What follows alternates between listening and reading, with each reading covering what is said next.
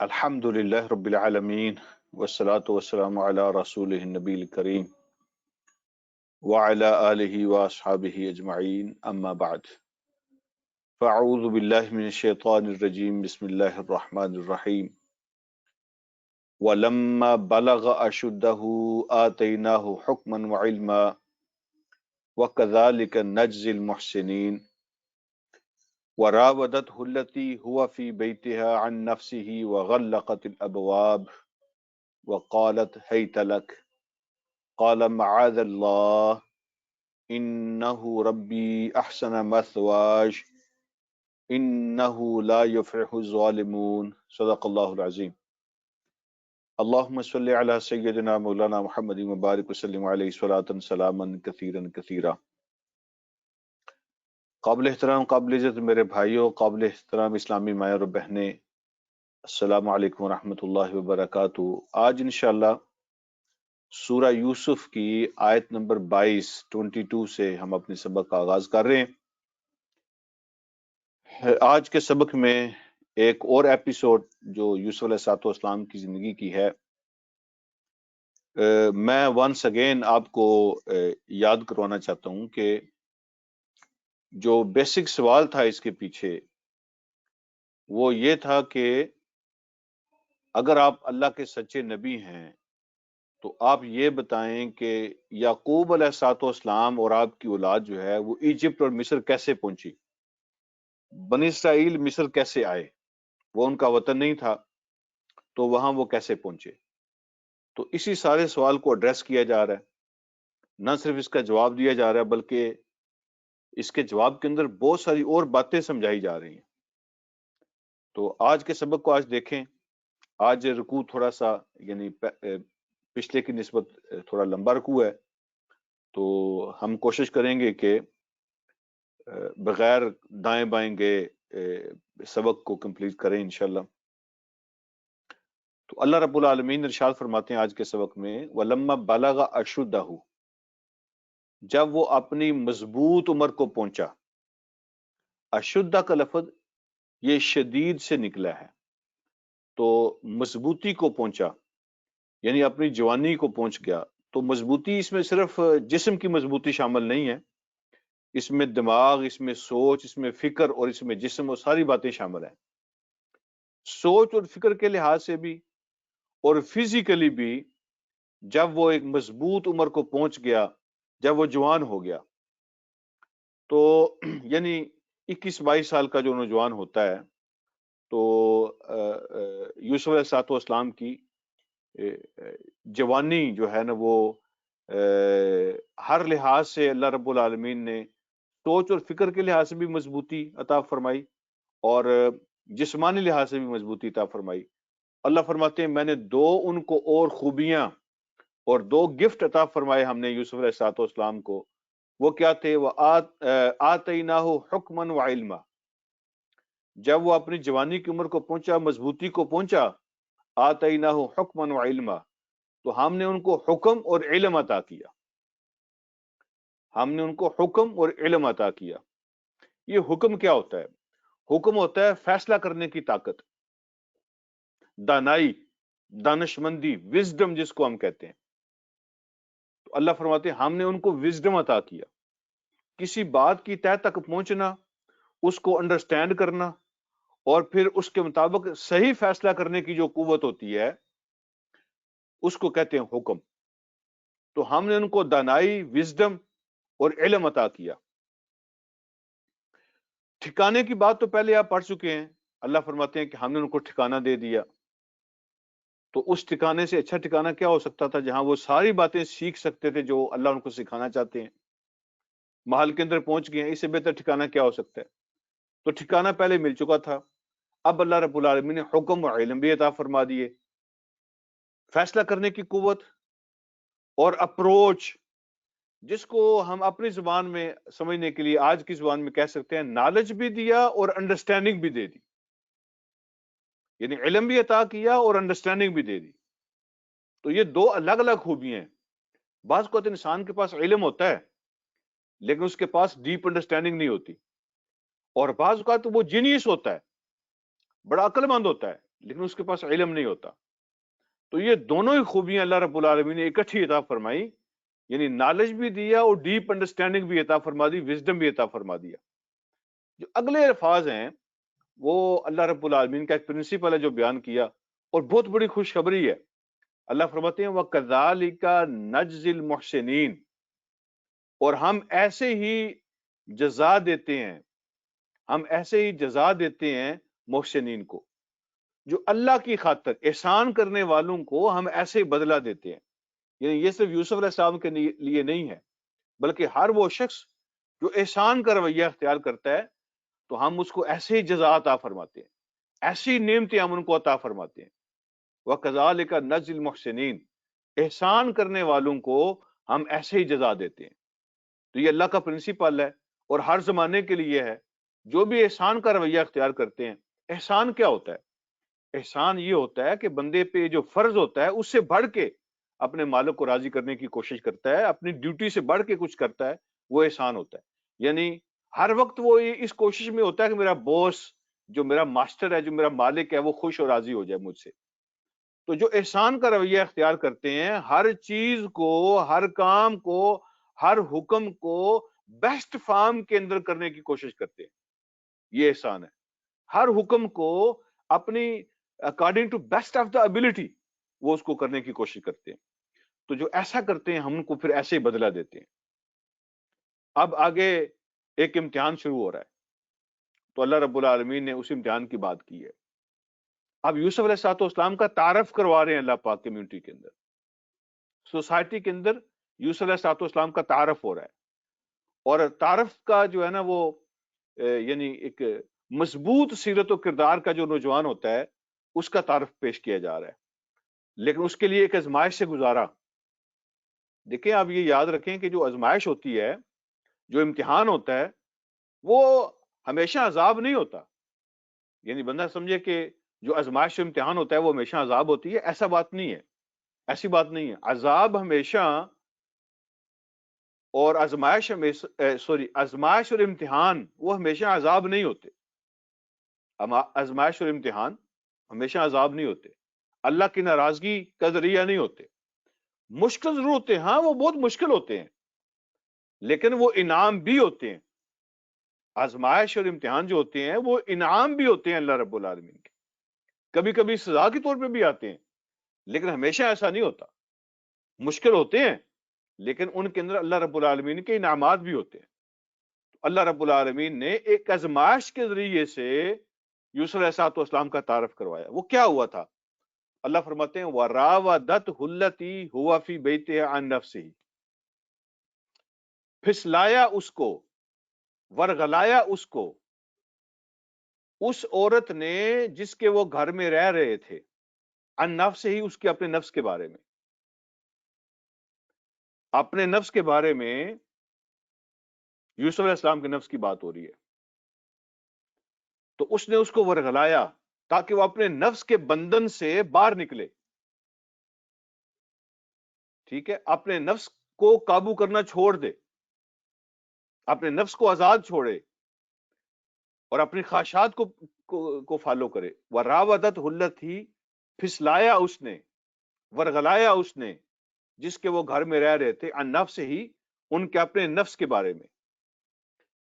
تو دیکھیں جو سچویشن اللہ پیش کر رہے ہیں وہ ساتھ یہ بتایا جا رہا ہے ہوا فی بیتہا، جس کے گھر میں وہ رہتے تھے، ساتھ ہی لفظ استعمال کیا.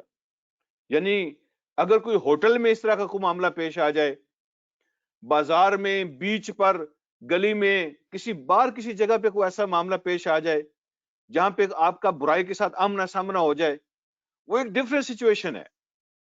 لیکن جو یہاں جو سینیریو پیش کیا جا رہا ہے وہ سب سے مشکل سینیریو ہے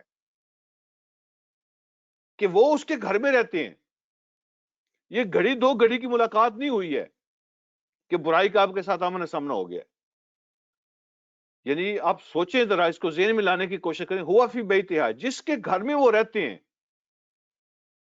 اب اسی نے اس کو امتحان میں ڈال دیا ہے، اسی نے اس کو ورگلانے کی کوشش کی، اسی نے اس کو پسلانے کی کوشش کی. اب جس کے گھر میں بندہ ہر وقت رہتا ہے تو آپ اندازہ کریں کہ وہ کتنا مشکل سینیریو ہوگا جو پیش کیا جا رہا ہے. اس نے کیسے کیسی کوشش کی ہوگی، کیسے کیسی چالیں چلی ہوگی، کیسے کیسے داؤ جو ہے نا وہ لگانے کی کوشش کی ہوگی، کیسے کیسے ورغلایا ہوگا. تو پھر اللہ رب العالمین فرماتے ہیں کہ جو پھر آخری مرحلہ جو آیا، آخری مرحلہ وہ کیا تھا؟ وَغَلَّقَتِ الْأَبْوَابِ، اس نے دروازوں کو بند کر دیا، دروازوں کو تالے لگا دیے. غلہ کا معنی بند کرنا ہے، دروازوں کو بند کر دیا. صرف یہ جو دروازے کا پارٹ ہوتا ہے نا اس کو بند کرنا نہیں ہوتا. غلقت الابواب کو معنی دروازوں کو بند کیا، یعنی اس کو تالے لگا دیے.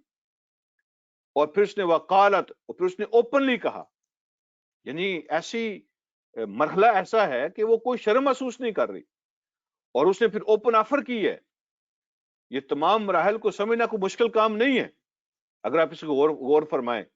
اور اس نے کوئی اوپن یعنی لگی لپٹی بات نہیں کی ہے، اس نے دروازوں کو بند کیا ہے. وہ ایک دروازہ بھی نہیں ہے، قرآن نے یہ بھی نہیں کہا کہ ایک کوئی دروازہ تھا. تو قرآن نے کہا وغلقت الابواب، وہ کئی دروازے تھے. ابواب کا لفظ جو ہے یہ کم سے کم 3 اور زیادہ زیادہ 10 پہ بولا جاتا ہے، یعنی 3 سے 10 کے درمیان، یعنی 3 سے تو زیادہ ہی تھے دروازے. جمع سٹارٹ ہی 3 سے ہوتی ہے عربی زبان کے اندر. تو اس نے دروازوں کو بند کیا. وقالت، اس نے اوپن آفر کی. حیت لک، اس نے کہا آؤ میں تیرے لیے تیار ہوں.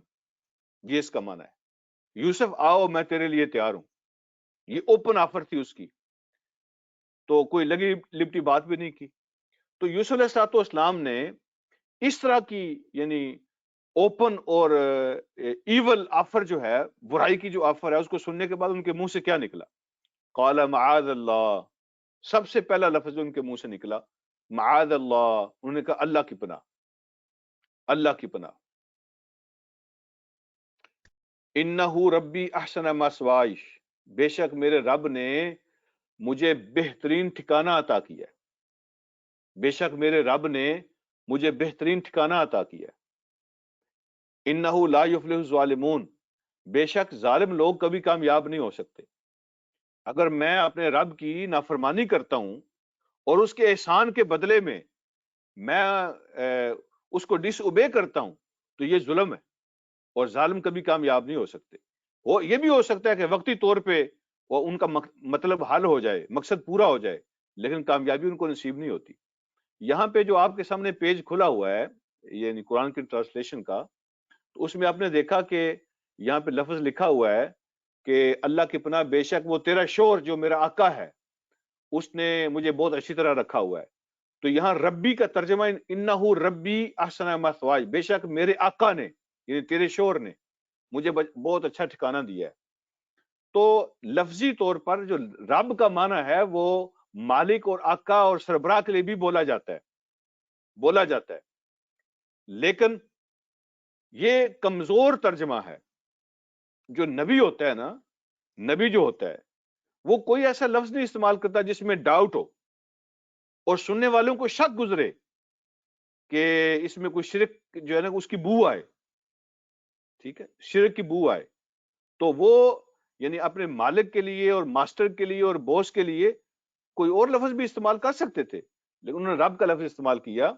لہذا سب سے پہلے یہاں پہ ہم رب کا معنی رب ہی سمجھیں گے، اللہ رب العالمین کی ذات ہی سمجھیں گے. تو انہوں نے جو اللہ کے لیے لفظ استعمال کیا جاتا ہے وہ اپنے جو ماسٹر اور آقا ہے، جو اس عورت کا شور ہے، اس کے لیے استعمال کیا. تو سننے والے کے ذہن میں آ سکتا ہے کہ اس کو رب مان رہے ہیں، تو اس میں یعنی شک پیدا ہو سکتا ہے. تو نبی جو ہوتے ہیں نا وہ شک والا بھی لفظ استعمال نہیں کرتے. تو یہاں پہ سب سے جو بہترین ترجمہ ہے ہم اسی کو لیں گے، اور سب سے بہترین ترجمہ یہی ہے کہ میرے رب نے جو میرے ساتھ سلوک کیا ہے، ٹھیک ہے، مجھے جو میرے رب نے کنویں کے اندر میرے رب نے جو میرے ساتھ وعدہ کیا ہے، اللہ رب العالمین نے کیسے اس جگہ پہ مجھے پہنچایا ہے، اور اللہ پاک نے کہاں کہاں میرا ہاتھ پکڑا ہے، اور کیسے مجھے سہارا دیا ہے، اور کتنی مجھ پہ مہربانیاں فرمائی ہیں، اور کیسے مجھ پہ احسانات کیے ہیں. احسن مثوائی، اللہ رب العالمین نے مجھے ٹھکانہ دینے میں، مجھے جگہ دینے میں، عزت تک پہنچانے میں اللہ رب العالمین نے کتنا اس نے سلوک کیا ہے میرے ساتھ. تو میں اللہ کی نافرمانی کر کے ظلم نہیں کرنا چاہتا. تو یہاں پہ رب کا مطلب رب ہی ہے، لیکن کچھ لوگوں نے یہاں پہ رب کا جو مطلب ہے وہ گھر کا سربراہ ہے، رب البیت جس کو کہتے ہیں، گھر کا سربراہ. تو اس کا مطلب یہ ہے کہ اس نے تیرے شوہر نے میرے ساتھ جو حسن سلوک کیا ہے تو میں اسی کے گھر میں اسی کی عزت کو لوٹنے کی کوشش کروں؟ ایسا کیسے ہو سکتا ہے؟ تو ایسے جو بددیانت لوگ ہوتے ہیں، ظلم کرنے والے، وہ کبھی کامیاب نہیں ہوتے، تو میں یہ بددیانتی نہیں کر سکتا۔ تو دیکھیں نا، اس کے اندر پھر یہ مفہوم کسی کے ذہن میں آ سکتا ہے نا کہ یوسف علیہ السلام کہہ رہے ہیں کہ چونکہ میرا جو مالک ہے وہ میرے ساتھ بہت اچھا ہے، لہٰذا اسی کے گھر میں میں برائی نہیں کر سکتا۔ نعوذ باللہ، اگر اس کے گھر میں نہ ہوتا اور تم اس کی بیوی نہ ہوتی تو پھر دوسرے آپشن پہ سوچا جا سکتا تھا۔ اس کا پھر یہ مطلب نکل آتا ہے، لہٰذا اس طرف جانے کی ضرورت نہیں ہے کہ میرا جو مالک ہے، جو تیرا شوہر ہے، اس نے میرے ساتھ کتنا اچھا سلوک کیا، تو میں اسی کے گھر میں جو ہے نا اس کی عزت پہ ہاتھ ڈالوں تو یہ زیادتی ہے، میں یہ کام نہیں کر سکتا۔ تو کسی کے ذہن میں سوال آ سکتا ہے نا کہ اگر تم اس کی بیوی نہ ہوتی جو میرا مالک ہے تو پھر اس پہ غور کیا جا سکتا تھا۔ تو نعوذ باللہ اس کی طرف جانے کی ضرورت ہی نہیں ہے۔ میرے رب نے میرے ساتھ جو اچھائیاں کی ہیں، میرے ساتھ جو مہربانیاں کی ہیں، تو میں اپنے رب کی نافرمانی کر کے ظلم نہیں کروں گا، اور ظالم لوگ کبھی کامیاب نہیں ہو سکتے۔ تو یہاں پہ جو بات سمجھنے والی یہ ہے کہ یوسف علیہ السلام نے اپنے تقوی پر، اپنی پرہیزگاری پر، اپنے کردار پر اعتماد نہیں کیا کہ میں بڑا متقی آدمی ہوں، ٹھیک ہے، تو فوراً منہ سے نکلا معاذ اللہ، میں اللہ کی پناہ میں آتا ہوں، اللہ کی پناہ مانگتا ہوں۔ غلطی ہو سکتی ہے، پوٹینشل ہوتی ہے۔ جو نبی معصوم ہوتے ہیں نا، جو ہمارا جو عقیدہ ہے، نبی معصوم ہوتے ہیں، معصوم کا معنی یہ ہوتا ہے پروٹیکٹڈ ہوتے ہیں، یعنی پروٹیکٹڈ بائی اللہ، ٹھیک ہے، یہ ان کی ذاتی کوالٹی، یہ اللہ کی حفاظت ہے، ان کا ذاتی کمال نہیں ہے۔ معصوم کا معنی پروٹیکٹڈ بائی اللہ، اللہ کی ان کو حفاظت حاصل ہوتی ہے۔ پوٹینشلی وہ بھی انسان ہوتے ہیں، اس لیے یوسف علیہ السلام کی زبان سے فوراً نکلا کہ میں تو بندہ ہی ہوں، ٹھیک ہے، تو میں اپنے تقوی پر اعتماد نہیں کر رہا ہوں، بلکہ کہا معاذ اللہ، میں تو اللہ رب العالمین کی پناہ مانگ رہا ہوں، اللہ کی پناہ میں آ رہا ہوں۔ تو یہی ہے اصل رویہ۔ اللہ رب العالمین کے احسانات کو یاد کیا، اللہ نے مجھ پہ کیا احسانات کیے ہیں اور میں اس کا جواب کیسے دوں۔ تو اللہ کے احسانات کو یاد کرنا، جب بندہ کسی آزمائش میں ہوتا ہے، جب کسی مشکل میں ہوتا ہے، تو اللہ رب العالمین کے احسانات کو یاد کرنا، یہ جو چیز ہے یہ آپ کو قوت دیتی ہے، آپ کے ایمان کو مضبوط کرتی ہے، آپ کو حوصلہ دیتی ہے، سہارا دیتی ہے۔ اللہ رب العالمین پھر اس کا ہاتھ پکڑتے ہیں۔ تو اللہ کے احسانات کو یاد کر لینا، اللہ رب العالمین کے احسانات کا ذہن میں آ جانا فوراً، یہی اللہ رب العالمین کا بہت بڑا انعام ہے۔ اس لیے اللہ رب العالمین نے اگلی بات ارشاد فرمائی، وَلَقَدْ ہَمَّتْ بِهِ، اس عورت نے اپنا پورا ارادہ کر لیا تھا اس کے ساتھ، اس برائی کا اس عورت نے پورا ارادہ کر لیا تھا۔ وَلَقَدْ ہَمَّتْ بِهِ، اس برائی کا اس نے پورا ارادہ کر لیا تھا، وہ تیار تھی۔ وَهَمَّ بِهَا لَوْلَا أَن رَأَىٰ بُرْهَانَ رَبِّهِ، اور یوسف بھی ارادہ کر لیتے اگر اللہ رب العالمین کی برہان نہ دیکھتے، اگر اپنے رب کی برہان نہ دیکھتے۔ برہان کا معنی ہوتا ہے دلیل، ایویڈنس۔ اگر وہ اپنے رب کی دلیل اور برہان ان کو نظر نہ آتی تو وہ بھی ارادہ کر لیتے۔ یہ ہے جو اللہ رب العالمین نے مسئلہ بیان فرما دیا، یعنی وہ بھی انسان ہے، جیسے اس عورت نے پکا ارادہ کر لیا تھا، یوسف بھی ارادہ کر سکتے تھے اگر اللہ کی برہان نہ دیکھ لیتے۔ تو اللہ رب العالمین نے ان کو اپنی برہان دکھا دی، اور اس برہان کے دیکھنے سے ان کو قوت مل گئی، اور اللہ نے ان کو بچا لیا۔ وہ برہان کیا تھی؟ مختلف لوگوں نے مختلف باتیں کی ہیں۔ کسی نے کہا کہ یعقوب علیہ السلام کا چہرہ ان کو نظر آ گیا تھا، تو انہوں نے ایسے چھت میں دیکھا تو یعقوب علیہ السلام کی فوٹو اللہ نے دکھا دی، انہوں نے ایسے انگلی کی ہوئی تھی، تو یہ برہان ہے۔ کسی نے کہا کہ برہان یہ ہے کہ اللہ رب العالمین نے یوسف علیہ السلام کی طرف وحی بھیج دی تھی، تو اللہ کی وحی برہان ہے۔ کسی نے کہا کہ جب وہ تیاری کر رہی تھی وہ عورت، تو اسی کمرے میں اس کا کوئی بت پڑا ہوا تھا جس کی وہ پوجا کرتی تھی، جو اس کا خدا تھا، تو اس نے کہا کہ ٹھہرو، میں اپنے خدا پہ کپڑا ڈال دیتی ہوں تاکہ اس کے سامنے یہ کام نہ ہو، تو اس کی آنکھوں پہ پردہ ڈال دیتی ہوں، تو یہ عجیب خدا ہے کہ اس پہ کپڑا ڈال دو تو اس کو برائی نظر ہی نہیں آتی۔ تو اس نے اس پہ کپڑا ڈال دیا، تو اسی سے یوسف علیہ السلام کو برہان مل گئی کہ تو اپنے رب پہ کپڑا ڈال سکتی ہے، میں تو اپنے رب پہ کپڑا نہیں نہ ڈال سکتا، میرا رب تو ایسا نہیں ہے کہ جس کی آنکھوں پہ پردہ ڈالا جا سکتا ہو، وہ تو ہر وقت دیکھتا ہے، ہر جگہ دیکھتا ہے۔ کس نے کہا یہ برہان ہے؟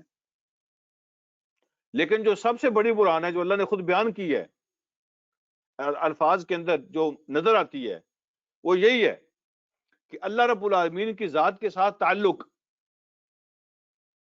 اللہ رب العالمین کے احسانات، اللہ کی مہربانیاں، وہ ہے اصل برہان۔ جب اس طرح کا کوئی موقع آتا ہے تو فوراً دھیان اللہ کی طرف چلا جائے، تو اللہ کی طرف فوراً دھیان چلے جانا، اللہ کی پناہ مانگ لینا، معاذ اللہ ان کا کہنا، یہ اللہ کی پناہ مانگنا اور اللہ رب العالمین کا جو کانسیپٹ ہے وہ فوراً ذہن میں تازہ رہنا، یہی اللہ رب العالمین کی برہان ہے۔ اللہ کے احسانات کی یاد، اللہ رب العالمین کی پناہ، اور اللہ رب العالمین کے ساتھ جو تعلق ہے بندے کا، اس کا ذہن میں رہنا، یہی برہان ہے۔ تو اللہ فرماتے ہیں کہ اگر وہ دلیل اس کے ذہن میں نہ آتی، اور اگر وہ اللہ رب العالمین کے ساتھ تعلق اور اس کی یاد اس کے ذہن میں نہ آتی، اگر وہ اللہ کی پناہ نہ مانگتے، تو وہ بھی ارادہ کر سکتے تھے۔ پھر اللہ رب العالمین نے اگلی بات کیا فرمائی؟ سبحان اللہ، اللہ فرماتے ہیں كَذَلِكَ لِنَصْرِفَ عَنْهُ السُّوءَ وَالْفَحْشَاءَ، تو اس طرح ہم نے ان پہ مہربانی فرما دی۔ كَذَلِكَ کا معنی ایسے ہم نے یوسف کو بچایا، ان پہ مہربانی کر دی۔ لِنَصْرِفَ عَنْهُ السُّوءَ وَالْفَحْشَاءَ، ان الفاظ کو ذرا غور سے دیکھنا، لِنَصْرِفَ عَنْهُ السُّوءَ وَالْفَحْشَاءَ، تاکہ ہم دور کر دیں، ہٹا دیں اس سے برائی اور بے حیائی کو، روک دیں، ہٹا دیں، دور کر دیں برائی اور بے حیائی۔ یہاں جو خاص بات جو میں آپ سے کہنا چاہتا ہوں وہ یہ ہے کہ عام طور پہ کیا ہوتا ہے، عام طور پہ تو ہم یہی کہتے ہیں نا کہ اللہ رب العالمین نے یوسف علیہ السلام کو برائی سے روک لیا، برائی سے بچا لیا، یوسف علیہ السلام کو برائی سے بچا لیا۔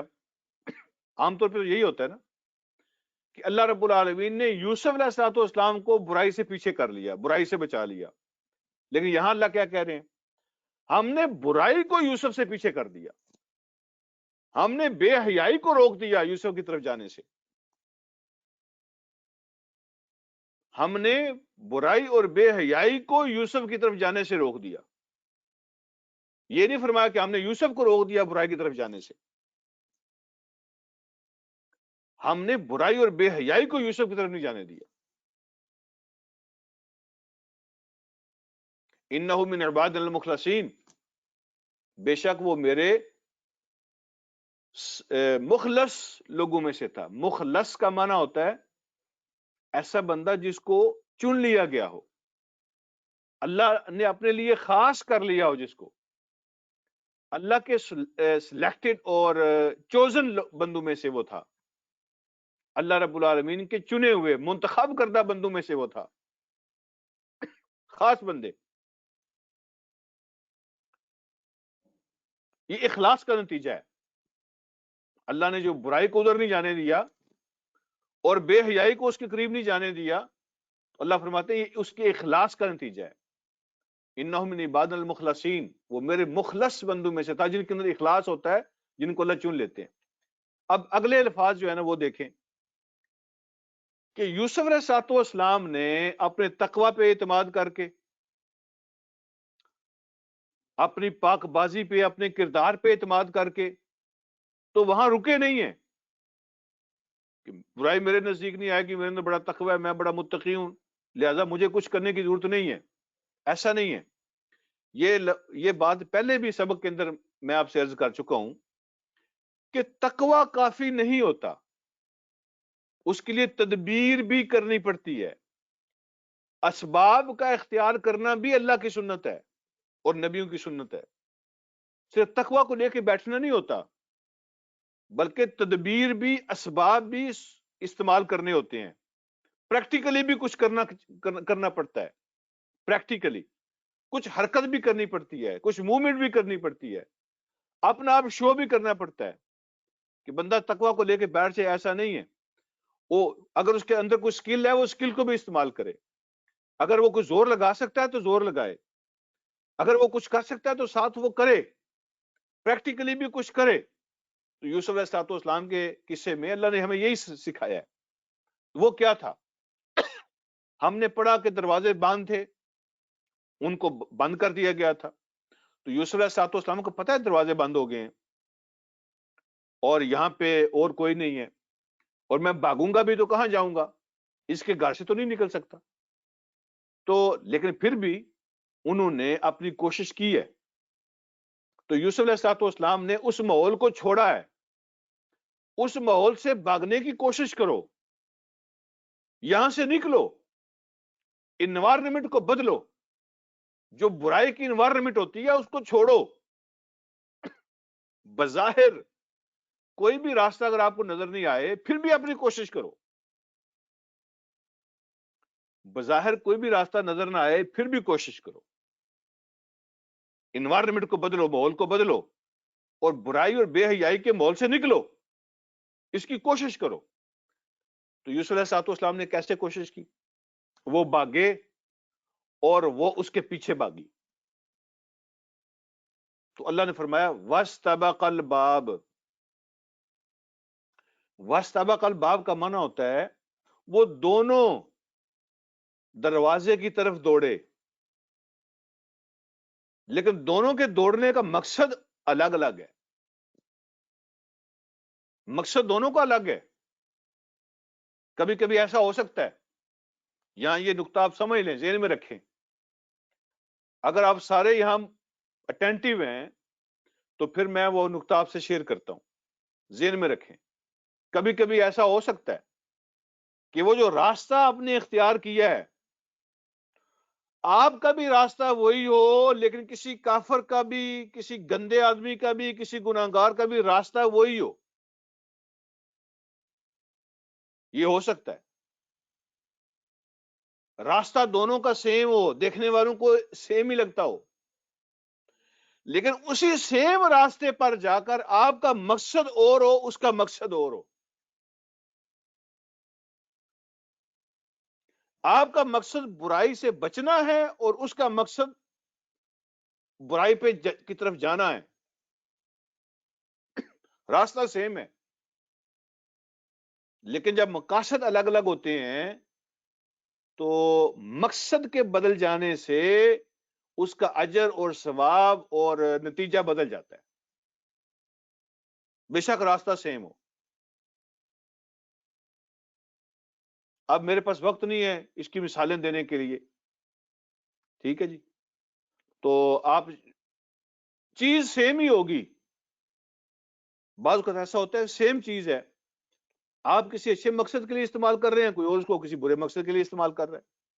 سورس ایک ہے، سورس سیم ہے، لیکن آپ کا مقصد اچھائی کے لیے استعمال کرنا ہے، کسی اور کا مقصد برائی کے لیے استعمال کرنا ہے.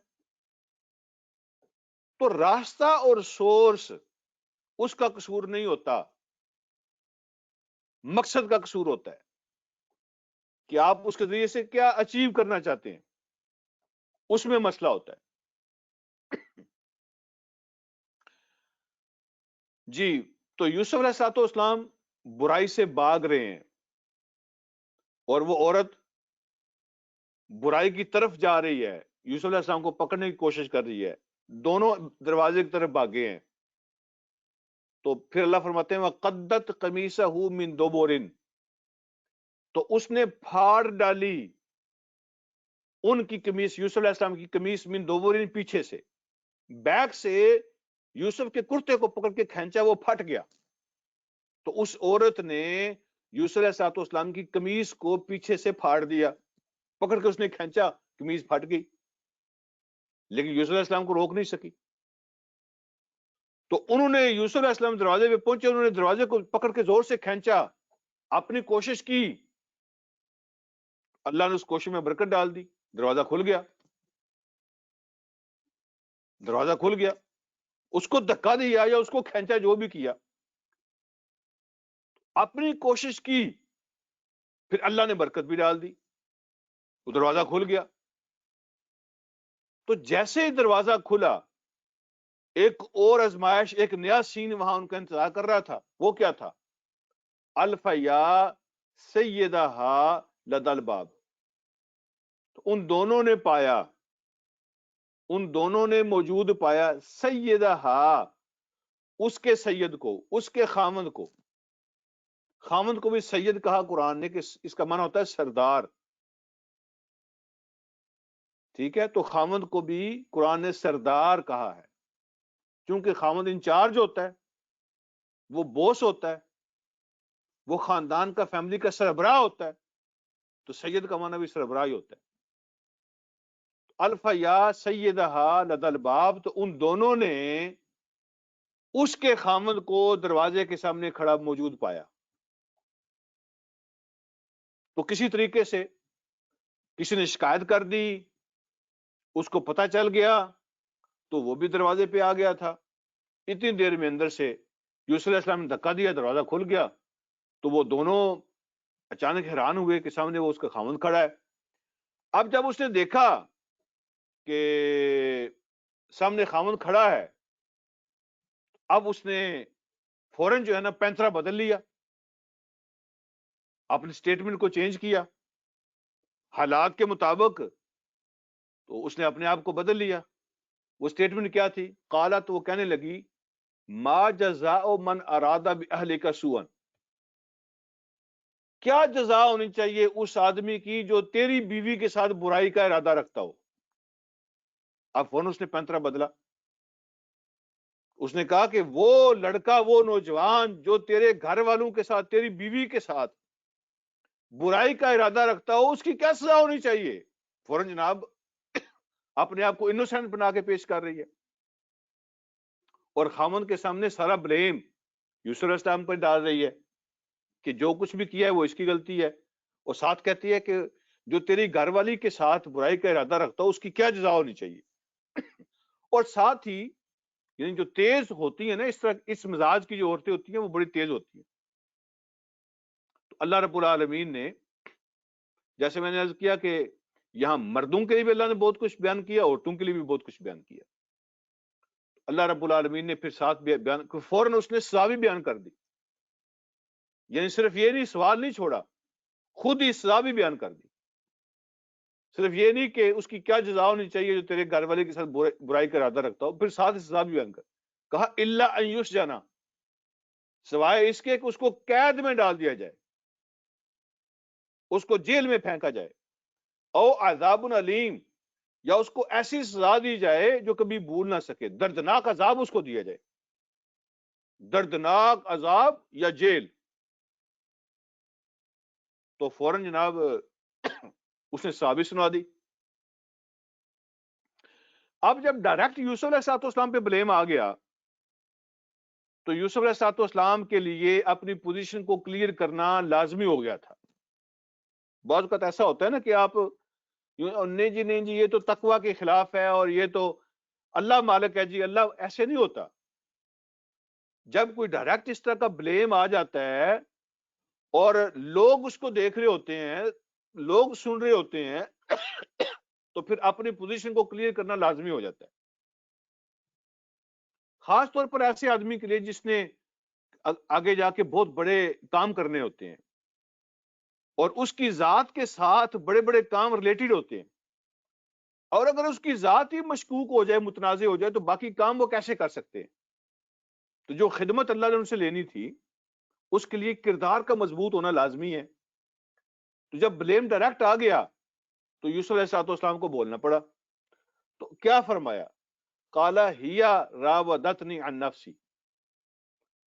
اسی نے مجھے ورغلانے کی کوشش کی ہے میرے نفس کے بارے میں، اسی نے میرے بندن توڑنے کی کوشش کی ہے، اسی نے مجھے ورغلایا ہے، میرا قصور نہیں ہے. یہ ساری پلاننگ اسی کی تھی، اسی عورت کی. تو بتا دیا، ایک ہی جملہ بولا، بس اپنی صفائی میں ایک جملہ بولا اور اتنا ہی کہا کہ میرا قصور نہیں ہے، یہ بلیم جو ہے نا، الزام غلط ہے، اسی نے کیا جو کچھ کیا. اب اللہ رب العالمین نے اگلا کیا انتظام کیا؟ اللہ فرماتے ہیں وَشَاهِدَ شَاهِدٌ مِّنْ أَهْلِهَا، اور ایک گواہ نے گواہی دی اس عورت کے گھر والوں میں سے. عام طور پہ کیا ہوتا ہے؟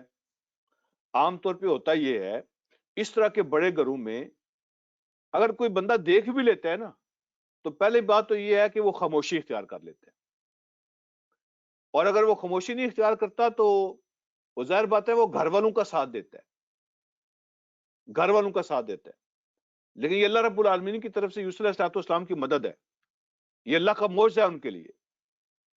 ٹھیک ہے کہ ایک گواہ نے عورت کے گھر والوں میں سے گواہی دے دی وہاں پہ. تو گواہ کا مطلب یہ نہیں ہے کہ وہ اندر موجود تھا، گواہ کا مطلب یہ ہے کہ اس نے حل پیش کیا.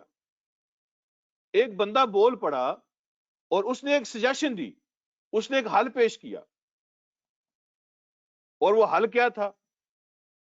اس نے کہا ان کانا قمیصہ قد من قبل، کہ اس نے کہا کہ نشانیاں چیک کرو. جہاں کوئی انسیڈنٹ ہوتا ہے نا تو پھر وہاں پہ شہادتیں اکٹھی کی جاتی ہیں، نشانیاں اکٹھی کی جاتی ہیں، سائن دیکھے جاتے ہیں. تو اس نے کہا کہ سائن دیکھ لو. تو سائن کیسے دیکھو؟ ان کانا قمیصہ قد من قبل، اگر اس کی قمیض پھٹی ہوئی ہوگی آگے سے، فرنٹ سے، قبل، اگر آگے سے پھٹی ہوگی فصدقت، تو پھر وہ عورت سچ بول رہی ہے، وہو من الکاذبین، اور یہ جو نوجوان ہے یہ جھوٹ بول رہا ہے. اگر آگے سے قمیض پھٹی ہے اس کا مطلب ہے وہ اٹیک کر رہا تھا اور وہ عورت اپنا دفاع کر رہی تھی. تو اس کے منہ پہ کوئی نشان لگے ہوں گے اس کو روکنے کے، اس کے کپڑوں پہ کوئی نشان لگے ہوں گے، سامنے سے کپڑے اس کے پھٹے ہوں گے، وہ اپنا بچاؤ کر رہی تھی، یہ اٹیک کر رہا تھا. اور دوسری بات اس نے کی وہ ان کانا قمیصہ قد من دبر، اور اگر اس کی قمیض پھٹی ہوئی ہوگی پیچھے سے فکذبت، پھر یہ عورت جھوٹ بول رہی ہے، وہو من الصادقین، اور یہ نوجوان سچوں میں سے ہے، تو یہ پھر سچ کہہ رہا ہے.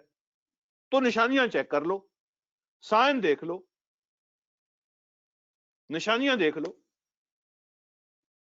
تو کسی نے کہا کہ وہ جو گواہ تھا وہ چند دنوں کا یا چند ہفتوں کا ایک بچہ تھا، تو وہ بول پڑا، اور اس کا بولنا بذات خود ایک بہت بڑا معجزہ تھا. سارے لوگ متوجہ ہو گئے کہ چند ہفتوں کا بچہ بول رہا ہے. تو سب کو دھیان دینا پڑا اور اس کی بات پہ غور کرنا پڑا، کیونکہ یہ ان یوزل ہے چھوٹے بچے کا بولنا. لیکن قرآن نے ایسی کوئی بات نہیں کی ہے، اور کسی صحیح حدیث کے اندر بھی نہیں ہے. قرآن نے اتنا ہی کہا کہ وہ ایک آدمی تھا اور اس کا تعلق عورت کے خاندان سے تھا. تو ایسے موقع پر کسی کا منہ کھولنا ہی اللہ کا معجزہ ہے، اور وہ ہو بھی عورت کے خاندان میں سے. لہٰذا وہ کوئی یوسف کا ساتھی نہیں تھا کہ کوئی بندہ کہتا کہ نہیں یہ تو یوسف کا ساتھی ہے، اس کی بات ہم نہیں مانیں گے. وہ عورت کے گھر والوں میں سے تھا، لہٰذا اس کی بات کا اعتبار کیا گیا، اس کی بات کو سنا گیا، اور لوگوں نے کہا ٹھیک ہے چیک کر لیتے ہیں. اللہ فرماتے ہیں فلما رأى قمیصہ، اور جب اس بادشاہ نے، اس کے خامد نے اس کی قمیص کو دیکھا، قد من دبر، کہ وہ پھٹی ہوئی ہے پیچھے سے، پیچھے سے پھٹی ہوئی ہے. قالا، تو اس نے کہا انہ من کیدکن، بے شک یہ تمہاری چال ہے، یہ تم عورتوں کی چال ہے، یہ تم عورتوں کا فریب ہے، یہ تمہاری چکر ہے، یہ تم عورتوں کا چکر ہے. تو یہاں پہ بھی ایک نقطہ ہے. اب دیکھیں نا، سیانہ بندہ جو ہوتا ہے وہ بات کو گول مول کرنے کی کوشش کرتا ہے، اور پھر جب معاملہ اس کے گھر کی عزت کا ہوتا ہے وہ کوشش کرتا ہے کہ اس کو گول مول کرے. تو اس نے یہ نہیں کہا انہو من کید کے، یعنی اس نے یہ نہیں کہا کہ یہ تیری چال ہے، یہ تیرا چکر ہے. تو اکیلی عورت کا نام نہیں لیا، حالانکہ وہ وہاں اکیلی تھی. اس نے کہا انہو من کید کنہ، یہ تم عورتوں کا چکر ہے. اس نے جمع کا لفظ استعمال کیا، یعنی تم اکیلی نہیں ہو، یہ پیچھے کوئی گیم ہے اور تیرے ساتھ اور بھی لوگ شامل ہیں. اور پھر یہ کہ اس نے کہا کہ دوسری بات یہ ہے کہ جو یہ تمہاری کماش کی عورتیں ہوتی ہیں، جو تمہاری نیچر کی عورتیں ہوتی ہیں، وہ ساری ان کو وہ ایسے ہی کرتی ہیں. جو تمہاری نیچر اور فطرت کی عورتیں ہوتی ہیں، یہ ان کی چالیں ایسے ہی ہوتی ہیں. انہم من کید کنہ، یہ تم عورتوں کا، یہ تم جیسی عورتوں کا چکر ہے. اور پھر ساتھ اس نے کہا ان کید کنہ عظیم، بے شک تمہارے جو فریب ہوتے ہیں، تمہارے چکر ہوتے ہیں، وہ بہت بڑے ہوتے ہیں. ان کید کنہ عظیم، قرآن نے بیان کیا کہ تمہارے چکر جو ہوتے ہیں نا، وہ عام آدمی کے بس کی بات نہیں ہوتی، وہ بہت بڑے ہوتے ہیں. دیکھیں قرآن نے شیطان کی جو چالیں ہوتی ہیں ان کو بھی قید کہا ہے. قید کا معنی ہوتا ہے خفیہ چالیں، خفیہ چالیں چلنا، سیکرٹ جو ہے نا وہ سازشیں کرنا. لیکن جہاں پہ قرآن نے شیطان کی چال کا ذکر کیا ہے نا، تو وہاں قرآن نے کہا ان قید شیطان کان ضعیفا، شیطان کی چالیں کمزور ہیں. اور آپ اندازہ کریں کہ جب قرآن نے عورت کی چال کا ذکر کیا، جس عورت کی فطرت بدل جاتی ہے، جس کی نیچر خراب ہو جاتی ہے، جس کے دماغ میں شیطان آ جاتا ہے، جب اس کی چال کا ذکر کیا تو کہا ان کید کنہ عظیم، تم جیسی عورتوں کی چالیں بہت بڑی ہوتی. تو شیطان کی چال کو ضعیف کہا اور عورت کی چال کو عظیم کہا، کیونکہ خود نبی علیہ الصلوۃ والسلام بھی ارشاد فرماتے ہیں کہ شیطان بھی عورت کو یا عورتوں کو اپنے جال کے طور پہ استعمال کرتا ہے. النساء حبائل الشیطان، عورتوں کو جن کی نیچر بگڑی ہوتی ہے، جن کی نیچر بگڑی ہوتی ہے، جو ایول مائنڈڈ عورتیں ہوتی ہیں، تو شیطان بھی ان کو اپنے جال کے طور پہ استعمال کرتا ہے. یہاں ایمان والی اور اخلاق والی عورتوں کا ذکر نہیں ہے، یہ ان عورتوں کا ذکر ہے جو بد اخلاق ہوتی ہیں، ایول مائنڈڈ ہوتی ہیں. تو نبی علیہ الصلوۃ والسلام فرماتے ہیں کہ شیطان بھی ان کو اپنے جال کے طور پہ، اپنی رسیوں کے طور پہ استعمال کرتا ہے. تو چلیں یہ رکوع ختم کر لیتے ہیں، پھر میں آپ کو ایک کہانی سناتا ہوں، مجھے میرے ذہن میں آ گئی یہ کہانی، یہ چالوں کے بارے میں. تو رکوع کو ختم کر لیتے ہیں. تو اب اس کو پتہ چل گیا کہ مسئلہ کیا ہے اس کے خاوند کو. اب اس نے کیا کہا؟ اس نے کہا یوسف اعرض عن ھذا، اس نے کہا اے یوسف اس بات کو جانے دو، درگزر کرو. عارض کا معنی ہوتا ہے اعراض کرنا، منہ پھیر لینا، جس کو ہم پنجابی میں کہتے ہیں مٹی پاؤ. یہ ایگزیکٹلی صحیح ترجمہ ہے اس کا پنجابی زبان میں. اس نے کہا اے یوسف چھڑ پرا مٹی پا، دبا دو اس کو، کسی کے سامنے بات نہ کرو. یہ جو مٹی پاؤ کی پالیسی ہے نا، یہ بڑے لوگ عام طور پہ استعمال کرتے ہیں. یوسف عارض عن ھذا، یوسف اس معاملے کو جانے دو، دفع کرو. اور ساتھ ہی اپنی بیوی سے کہا وَاسْتَغْفِرِي لِذَنبِكِ، تم اپنے گناہ کی معافی مانگو، یہ تمہارا قصور ہے اور تم اپنے گناہ کی معافی مانگو.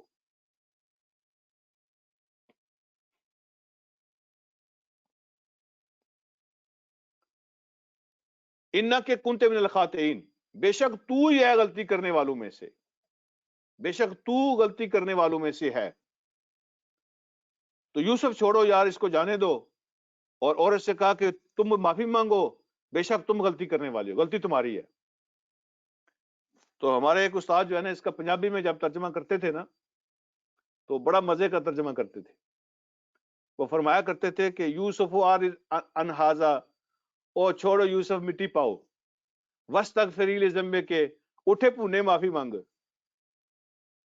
ठीक है, तो उसने ऐसे अपनी अपनी बीवी से कहा कि ये तुम्हारा कसूर है, ये तुम्हारा ब्लंडर है, उठ के तुम माफी मांगो। और यूसुफ अलैहिस्सलाम से कहा कि दबा दो इसको, जाने दो, किसी के सामने जिक्र ना करो। तो उसने कोशिश की कि, अब आप हैरान होंगे कि अगला रकू जो आ रहा है ना, कि वो फेसबुक का जमाना नहीं है, वो मीडिया का जमाना नहीं है, अखबारात नहीं है, टीवी रेडियो नहीं है, लेकिन आप हैरान होंगे कि बातें जो है ना वो यानी हर जमाने की अपनी एक फेसबुक होती है, हर जमाने का अपना एक सोशल मीडिया होता है। तो अल्लाह रब्बुल आलमीन ने ये भी बयान फरमाया कि जब बात जो है इस तरह फैल जाती है और फिर इस किस्म की औरतों के हाथों में आ जाती है, तो फिर वो सोशल मीडिया पे चली जाती है। वो बात फिर कैसे फैली और कैसे फिर औरतों ने वो सोशल मीडिया का किरदार अदा किया, और फिर कैसे वो जनाब हर हर जगह पे वो होने लगी। मैं जहां भी दो लोग इकट्ठे होते थे, दो औरतें इकट्ठी होती थी, वो बात करती थी, तो 2 दिनों के अंदर जनाब पूरे शहर में वो शोर मच गया। जिस तरह आमतौर पर आदत, है उसने क्या किया है जी, है वो इतनी बेशर्मी, है ये हुआ, है वो हुआ। तो जब इस तरह का कोई नया काम होता है, लोग उसको बड़े मिसाले लगा के फिर आगे बयान करते हैं। तो जब बात निकल गई, फैल गई, तो फिर उसने इसको काउंटर कैसे किया उस औरत ने। तो ये इलीट जो सोसाइटी होती है, तो उसकी क्या सिचुएशन होती है, वो अगले सबक में सारा कुछ आपके सामने आएगा। तो अभी जो बात वो मेरे ज़हन में आई थी ना, ये कुरान ने जो कहा इन्ना कैदा कुन्ना अजीम, कि तुम्हारी चालें बहुत सख्त हैं, तो उसके हवाले से एक बात मेरे ज़हन में आई है। एक दफा उस्तादों ने बयान की थी, कहते हैं कि इसी तरह जो है ना, मौलाना साहब एक इमाम साहब थे, तो वो कहते थे नहीं नहीं ऐसा कैसे हो सकता है, यानी यानी औरत की चालें इतनी हो नहीं सकती कि बंदे को समझ ना आए। तो मस्जिद के पड़ोस में एक खातून थी, तो जब उनको पता चला ना कि इमाम साहब जो है ना वो नहीं मानते, उन्होंने कहा चलो किसी दिन मैं आपको सबक पढ़ा दूंगी। तो कभी कभी वो कोई चीज पका के ना अपने बेटे को दिया करती थी, इमाम साहब को दे आओ, तो वो बेटा इमाम साहब को दे जाता था। तो एक दिन जो है ना वो खुद लेके आई, कोई चीज उसने बनाई, तो इमाम साहब को देने के लिए, बरकत के लिए लोग देते हैं। तो वो आई मस्जिद में, इमाम साहब अंदर बैठे हुए थे हाल के अंदर, और जिक्र कर रहे थे, तिलावत कर रहे थे, जो कुछ भी वो कर रहे थे। तो औरत मस्जिद के सेन में आई, दरवाजे के सामने। अब वो सेन में सामने खड़ी है, इमाम साहब अंदर बैठे हुए हैं, उसके हाथ में जो कुछ भी था ना बर्तन, उसने वो नीचे फेंका और उसने शोर करना शुरू कर दिया, चीखना चलाना शुरू कर दिया। ठीक है, तो जनाब अब मोहल्लेदार लोग उसकी चीखों पुकार सुन के वहां जमा होना शुरू हो गए। मौलाना साहब को पसीने आए हुए हैं। अब जब लोग पूछे ना तुम्हें हुआ क्या है बताओ तो सही, तो वो अंदर की तरफ इशारा करती थी ऐसे, और जैसे ही वो इशारा करती थी तो मौलवी साहब को तो जनाब पसीनों पसीन हुए थे हैं जी, कपड़े तो वो पसीने से भीग ही गए थे, नीचे साफ के अंदर भी पसीना जा रहा था। तो वो सोच रहे थे कि अब जो कुछ भी इसने बोल देना है, बस लोगों ने मेरी बोटियां कर देनी है। अब जो कुछ भी इसके मुंह से निकल गया, किसी ने पूछना नहीं है कि वाकई हुआ भी है कि नहीं। तो कांप रहे हैं जनाब, पसीनों पसीन हुए हैं, जो भी को आता है पूछता है, वो शोर कर रही है, वो ऐसे अंदर इशारा कर देती है मौलाना साहब की तरफ।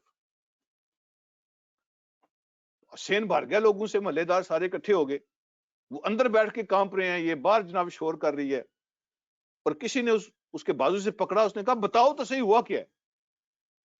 उसने कहा बताना क्या है और होना क्या है, मैं आई हूं मस्जिद में, तो मैंने देखा है मेरी आंखों के सामने हजरत साहब जो है धुएं की तरह बने हुए थे, धुआं धुआं बने हुए थे, और मेरी आंखों के सामने फिर ठीक हो गए। तो जब मौलाना साहब ने ये बात सुनी तो उन्होंने ठंडा सांस लिया, उसने कहा मतलब शुक्र है बच गया हूं, हाँ जी। तो लोगों ने भी कहा یہ کوئی شور کرنے والی بات ہے؟ اور نیک آدمی ہیں، اللہ کے ولی ہیں، پتہ نہیں وہ کس حالت میں تھے، کس حالت میں تم نے اس کو دیکھ لیا ہے، تو اللہ کے ولی ہیں، شکل بدل لیتے ہیں، ہو جاتا ہے ایسا۔ تو جب لوگ چلے گئے تو اس نے کہا مولانا صاحب سمجھ آئی ہے مسئلے کی کہ نہیں آئی؟ اس نے کہا جی بالکل مجھے 100% سمجھ آ گئی، اِنَّ کَیْدَکُنَّ عظیم، کہ یہ کوئی آسان کام نہیں ہے مقابلہ کرنا چالوں کا۔ اس نے کہا مجھے بالکل سمجھ آ گئی ہے 100%۔ تو اللہ رب العالمین نے بھی اِنَّ کَیْدَکُنَّ عظیم فرمایا۔ اللہ رب العالمین ایمان اور اخلاق کی دولت عطا فرمائے اور شرم اور حیا کی دولت عطا فرمائے۔ جب یہ چیزیں نہیں رہتی تو پھر سوائے چالوں کے کچھ نہیں رہتا۔ تو یہ آج کا سبق ہے۔ اللہ پاک مجھے اور آپ کو سمجھنے کی اور عمل کی توفیق عطا فرمائے۔ وآخر دعوانا الحمدللہ رب العالمین۔